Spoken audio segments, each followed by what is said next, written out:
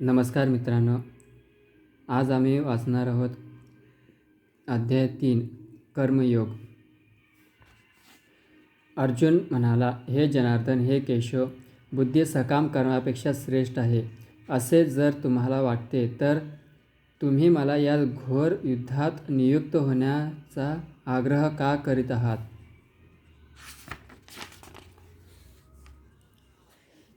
तुमच्या संदिग्ध बोलण्यामुळे माझी बुद्धी गोंधळून गेली आहे. म्हणून यापैकी कोणती गोष्ट माझ्यासाठी सर्व दृष्टीने श्रेयस्कर आहे ते कृपया निश्चितपणे मला सांगा. श्री भगवान म्हणाले, हे निष्पाप अर्जुना, मी यापूर्वीच सांगितलं आहे की आत्मसाक्षात्कारासाठी प्रयत्न करणाऱ्या मनुष्यांचे 2 वर्ग आहेत. काही जणांचा तात्विक तर्काद्वारे अर्थात ज्ञानयोगाद्वारे आणि इतरांचा भक्तिमय सेवेद्वारे आत्मसाक्षात्कारी होण्याकडे कल असतो. केवळ कर्म न करण्याचे मनुष्य कर्मबंधनातून मुक्ती प्राप्त करू शकत नाही. तसेच केवळ संन्यासानेही मनुष्य सिद्धी प्राप्त करू शकत नाही. प्राकृतिक गुणापासून प्राप्त केलेल्या गुणानुसार मनुष्याला असहाय्यपणे कर्म करण्यास भाग पडले जाते. म्हणून कोणालाही कर्म केल्यावाचून एक क्षणभरही जगता येत नाही. कर्मेंद्रिय संयमित करूनही ज्याचे मन इंद्रियविषयांचे चिंतन करीत असते तो निश्चितपणे स्वतःची फसवणूक करतो आणि अशा मनुष्याला मिथ्याचारी म्हटले जाते.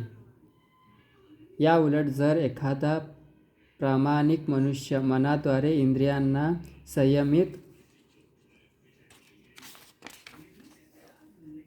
संयमित करण्याचा प्रयत्न करीत असेल आणि आसक्ती न ठेवता कर्मयोगाचा कृष्ण भावना भोवती प्रारंभ करीत असेल तर तो अधिक श्रेष्ठ आहे. तू आपले नियत कर्म कर, कारण नियत कर्म करणे हेच कर्म न करण्यापेक्षा श्रेष्ठ आहे. कर्म केल्यावाचून मनुष्य आपल्या शरीराचाही निर्वाह करू शकत नाही. श्री विष्णू प्रीत्यर्थ यज्ञ म्हणून कर्म केले पाहिजे, अन्यथा कर्म या भौतिक जगामध्ये बंधनास कारणीभूत ठरते. म्हणून हे कौंतेय, तू आपल्या नियत कर्मांचे पालन श्री विष्णूच्या संतोषार्थ कर आणि या प्रकारे तू सदैव कर्मबंधनातून मुक्त राहशील. सृष्टीच्या आरंभी प्रजापतीने श्री विष्णू प्रीत्यर्थ केल्या जाणारे यज्ञासहित मनुष्य तथा देवतांना निर्माण केले आणि त्यांना वरदान देत सांगितले, तुम्ही या यज्ञापासून सुखी व्हा, कारण यज्ञ केल्याने सुखी राहण्यासाठी आणि मोक्षप्राप्ती करण्यासाठी आवश्यक त्या सर्व गोष्टी तुम्हाला सहजपणे प्राप्त होतील. यज्ञाने संतुष्ट झालेल्या देवदेवता तुम्हालाही संतुष्ट करतील आणि या प्रकारे मनुष्य आणि देवता यांच्यामधील परस्पर सहयोगाने सर्वांसाठी सर्वत्र समृद्धीचे साम्राज्य पसरेल. विविध जीवनावश्यक वस्तूंच्या अधिकारी असणाऱ्या देवदेवता जेव्हा यज्ञ करण्यामुळे संतुष्ट होतील तेव्हा त्या तुमच्या सर्व आवश्यकता पुरवतील. पण अशा वस्तू पुन्हा देवतांना अर्पण न करता त्यांचा भोग घेणारा मनुष्य निश्चितपणे चोरच आहे. भगवत भक्त सर्व प्रकारच्या पापातून मुक्त होतात, कारण ते सर्वप्रथम यज्ञाला अर्पण केलेले अन्न ग्रहण करतात. मात्र स्वतःच्या इंद्रिय भोगाकरिता भोजन शिजवणारे इतर लोक केवळ पापच भक्षण करतात.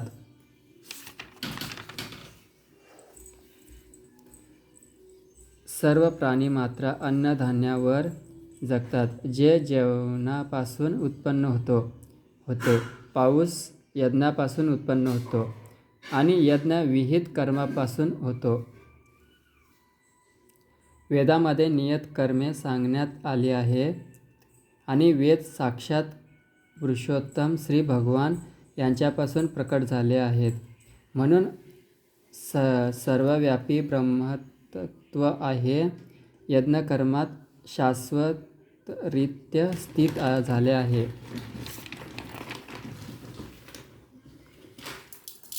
हे पार्थ, वेदाद्वारे प्रस्थापित यज्ञचक्राचे आपल्या जीवनामध्ये पालन न करणारा मनुष्य निश्चितपणे पापी जीवन जगत असतो. असा मनुष्य केवळ इंद्रियतृप्तीकरिताच जगत असल्याने व्यर्थच जीवन जगतो. परंतु जो आत्म्यातच रममाण झाला आहे, ज्याचे जीवन आत्मसाक्षात्कारी आहे आणि जो पूर्णपणे संतुष्ट होऊन आत्म्यामध्येच समाधीन आहे, त्याला काही कर्तव्य राहत नाही. आत्मसाक्षात्कारी मनुष्याला आपले विहित कर्म करून कोणताही हेतू प्राप्त करवायचा नसतो. तसेच या प्रकारे कर्म न करण्याचेही त्याला काही कारण नसते. त्याच वेळी त्याला इतर प्राणिमात्रावर अवलंबून राहण्याच्याही काही आवश्यकता नसते. म्हणून कर्मफळावर आसक्ती न ठेवता मनुष्याने कर्तव्य म्हणून कर्म केले पाहिजे. कारण अनासक्त होऊन कर्म केल्याने त्याला परमेश्वर प्राप्ती होते. जनक आदी राजांनी केवळ नियत कर्मे करून सिद्धी प्राप्त केली. म्हणून सामान्य लोकांना शिकवण्याकरिता तू आपले कर्म करणेच योग्य आहे. श्रेष्ठ पुरुष जे करतो त्याचे अनुसरण सामान्य जण करतात. आपल्या अनुसरण कृत्यांनी तो जे आदर्श घालून देतो त्यानुसार संपूर्ण जग कार्य करते. हे पार्थ, या तिन्ही लोकांमध्ये मला कोणतेही नियत कर्तव्य नाही. मला कशाची उणीव नाही.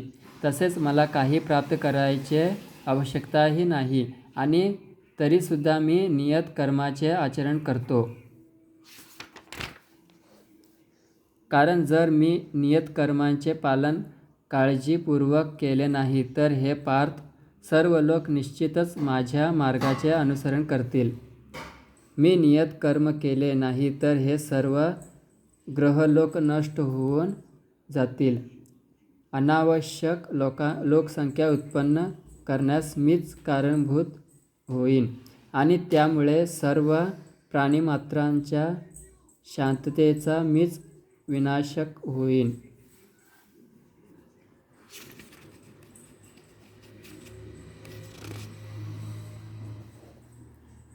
ज्याप्रमाणे अज्ञानी लोक फळांच्या आसक्तीने आपले कर्म करतात, त्याप्रमाणे लोकांना योग्य मार्गावर नेण्याकरिता विद्वान मनुष्याने अनासक्त होऊन कर्म करावे. नियत कर्माच्या फळावर आसक्त असणाऱ्या अज्ञानी मनुष्याचे मन विचलित होऊ नये म्हणून विद्वान व्यक्तींनी त्यांना कर्माचरण थांबविण्यास प्रेरित करू नये. याउलट भक्तिभावाने कर्म करून त्याने त्या लोकांना कृष्ण भावनेच्या यथावकाश विकासासाठी सर्व प्रकारच्या कार्यामध्ये युक्त करावे. मिथ्या अहंकाराच्या प्रभावाने मोहित झालेला आत्मा स्वतःलाच कर्माच्या कर्माचा कर्ता समजतो, पण वास्तविकपणे प्रकृतीच्या 3 गुणांद्वारे कर्म केले जातात. हे महाबाहो अर्जुन, परम सत्याचे ज्ञान असणारा मनुष्य इंद्रियामध्ये किंवा इंद्रिय तृप्तीमध्ये रममाण होत नाही, कारण तो भक्तिमय कर्म आणि सकाम कर्म याच्यातील भेद उत्तम प्रकारे जाणतो. भौतिक प्रकृतीच्या गुणांनी मोहित झाल्यामुळे अज्ञानी लोक भौतिक कर्मात पूर्णपणे मग्न होतात आणि यामध्येच पुरते आसक्त होऊन जातात. तथापि असे कर्म करणारे लोक अल्पज्ञानी असल्यामुळे त्यांचे कर्म जरी कनिष्ठ असले तरी ज्ञानी पुरुषांनी त्यांना विचलित करू नये. म्हणून हे अर्जुन, माझ्या पूर्ण ज्ञानाने युक्त हो आणि मला स्वतःची सर्व कर्मे समर्पित करून लाभेच्छा न ठेवता, स्वामित्वाचा अधिकार न सांगता तथा आलस्यरहित होऊन युद्ध कर.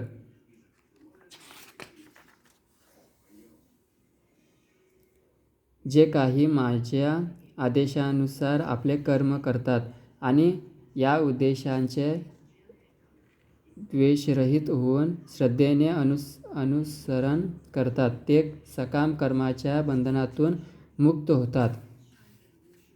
परंतु जे द्वेषभावनेने या आदेशांची उपेक्षा करून त्यांचे पालन करीत नाहीत, त्यांना ज्ञानशून्य, मूढ आणि सिद्धी प्राप्त करण्याच्या प्रयत्नात भ्रष्ट असे समजावे. ज्ञानी मनुष्यसुद्धा आपल्या स्वतःच्या प्रकृतीनुसार कार्य करतो, कारण प्रत्येक जण 3 गुणांद्वारे प्राप्त झालेल्या प्रकृतीनुसार कार्य करतो. बळेच निग्रह केल्याने काय साधणार आहे?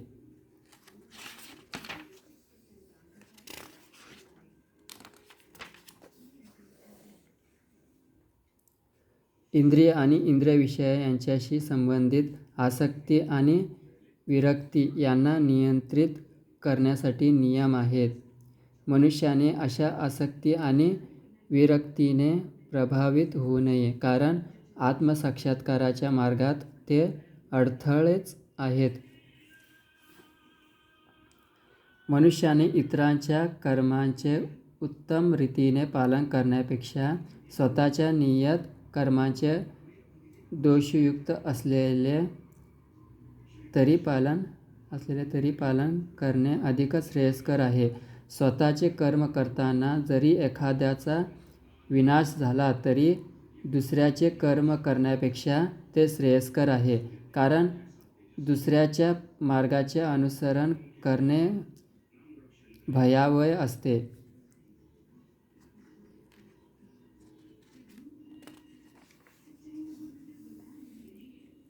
अर्जुन म्हणाला, हे विष्णुवंशजा, कशामुळे मनुष्य स्वतःची इच्छा नसतानाही जणू काही बळेच पापकर्मे करण्यास प्रेरित होतो?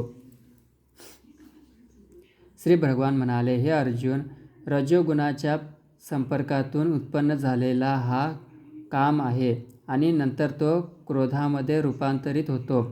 हा कामच या जगताचा सर्वभक्षक महापापी शत्रू आहे.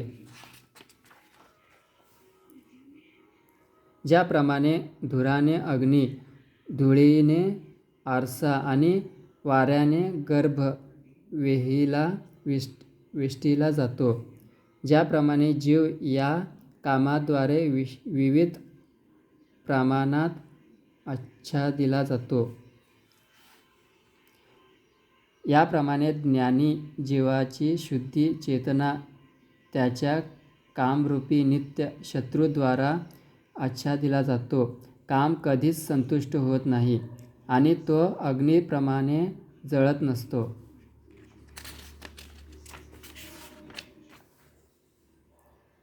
इंद्रिये, मन आणि बुद्धी ही या कामाचे निवासस्थळे आहेत. यांच्याद्वारे काम आत्म्याचे शुद्ध ज्ञान आच्छादित करून त्याला मोहित करतो. म्हणून हे भरतवर्ष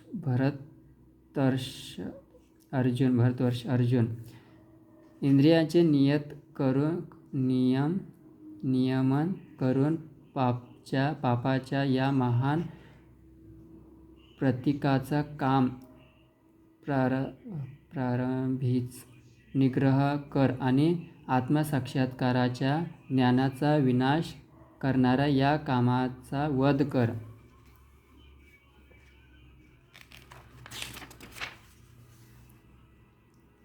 कार्य करणारी इंद्रिये जड प्रकृतीपेक्षा श्रेष्ठ आहेत. मन इंद्रियेपेक्षा श्रेष्ठ आहे. बुद्धी मनापेक्षाही श्रेष्ठ आहे आणि तो आत्मा बुद्धीपेक्षाही श्रेष्ठ आहे.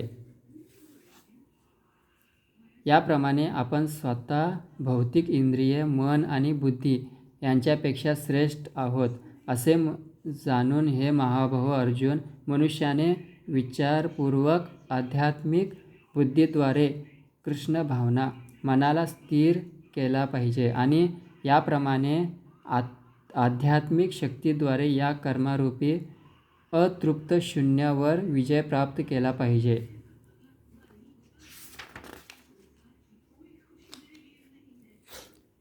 धन्यवाद मित्रांनो. हा अध्याय आपला 3रा संपलेला आहे. धन्यवाद. काय चुकलं असेल तर माफ करा.